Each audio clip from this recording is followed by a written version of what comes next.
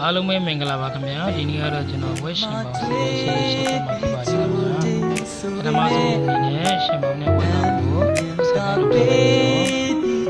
ပြီးတော့ဝက်သားကိုစနေမှုရေစားရေရက်တာမှုရေပန်နာနိနေငယ်ကလေးကိုရောသမားပြီးတော့မှချိန်ပေးဝက်သားကိုခဏပြထားလိုက်ပါခင်ဗျာ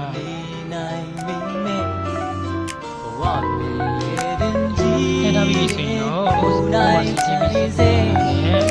ဒီအရေးချက်တစ်မျိုးချက်တွေကြီးငယ်ကုန်နေထောင်းတာတော့စီပေးပါခင်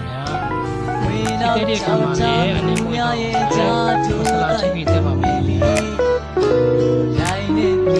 ရုပ်သီးစီချက်ပြီးဆိုတာနဲ့ဝတ်သားကိုထည့်ထည့်ပေးရပါမယ်ခင်ဗျာလောကကျန်ရာကျန်ချက်တွေ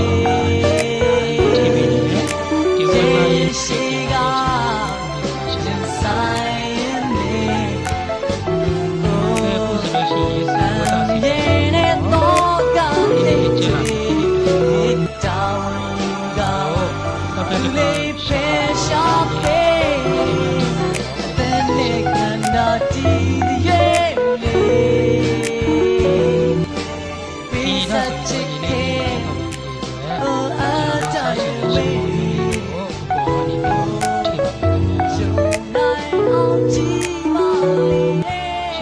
အကုန်ထိပြီးပြီဆိုတော့ကျွန်တော်ပုံပြီးတော့နောက်တစ်ပတ်ပြန်ရှင်းပါမယ်ခင်ဗျာ